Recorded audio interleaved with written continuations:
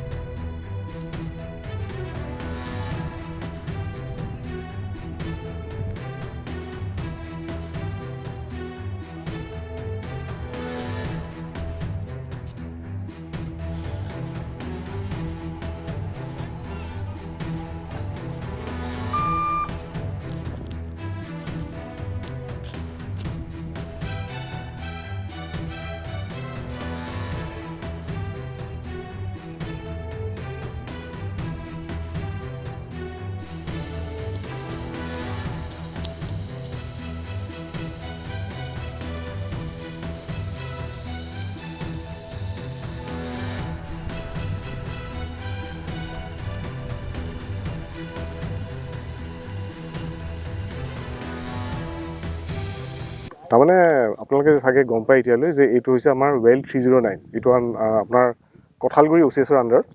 আৰু ৱেলটো gas well হয় আৰু ৱেলটো আপোনাৰ ৰেগুলাৰ প্ৰডাকশ্যন থাকে আৰু ৱেলটো আমি টাইমলি ধৰক যিহেতু ৰেগুলাৰ প্ৰডাকশ্যন থাকে আমাৰ ৰেগুলাৰ এইটো চেক কৰা হয় আৰু যোৱাকালি আজি ৰাতিপুৱা হঠাৎ কি হ'ল মাটিৰ তলৰ পৰা গেছৰ লগতে খুব ফ'ৰ্চত মানে চেণ্ড প্ৰডাকশ্যন হ'ল আৰু চেণ্ড প্ৰডাকশ্যন হোৱাৰ কাৰণে আপুনি ধৰক ৱেলটোৰ কিনাৰত দেখিব এতিয়া যে বগা হৈ পৰি আছে চেণ্ডবিলাক পৰি আছে এই চেণ্ডে মানে আমাৰ ৱেলৰ ফ্লো লাইনডাল কাটি দিলে কাটি পেলাই ৱেলডাৰ ফ্লো লাইনডাল কমপ্লিটলি পাৰ্ট হৈ গ'ল ছিঙি গ'ল এই ছিঙি যোৱাৰ কাৰণে মানে আমাৰ গোটেই হেভি গেছ লিকেজ এটা হ'ল লিকেজৰ খবৰ পাই পেলাই আমাৰ ফায়াৰ টেণ্ডাৰ আছে ফায়াৰ ছাৰ্ভিচ ইমাৰ্জেঞ্চি গেং আছে ফায়াৰ ছাৰ্ভিচ গেং আছে তেখেতসকলক খবৰ দিয়া হ'ল গতিকে দুখনকৈ ফায়াৰ টেণ্ডাৰ আহি ওলালে ইয়াতে প্লাছ আমাৰ কমিশ্যনিং এণ্ড ৱৰ্ক অভাৰ ইমাৰ্জেঞ্চি গেঙো আহিলে OCSৰ কঁঠালগুৰি OCSৰ গেঙো আহিলে আহি পেলাই তেখেতসকলে কি কৰিলে আমাৰ এক্সপাৰ্টছ্ৰীৰ মাষ্টাৰ ভাল্ভটো বন্ধ কৰি দিলে বন্ধ কৰি পেলাই এই লিকটো কণ্ট্ৰল কৰা হ'ল ধৰক আপোনাৰ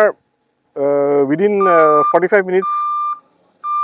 মিনিটমানৰ ভিতৰত মানে আমি প্ৰথম খবৰ পোৱাৰ পৰা 45 মিনিটমানৰ ভিতৰত ৱেলটো কণ্ট্ৰল কৰা হ'ল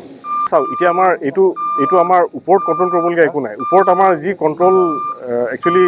এক্সপাৰ্টছ্ৰীত যোনখিনি কণ্ট্ৰল ডিভাইচ আছে মাষ্টাৰ ভাল্ভ বুলি কওঁ সেইখিনি ডিভাইচ মানে চাফিচিয়েণ্ট যিকোনো এনেকুৱা ধৰণৰ ইমাৰ্জেঞ্চি কণ্ট্ৰল কৰাৰ পৰা আৰু যোনটো আপোনাৰ মেইন ৰুট কজ আছে যে মাটিৰ তলৰ পৰা চেণ্ড কিহৰ কাৰণে আহিবলগীয়া হ'ল সেইটো আমি ষ্টাডি কৰি পেলাই কি কৰিব পাৰি যাতে ফিউচাৰত এনেকুৱা ঘটনা নহয় সেইটো আমি চাম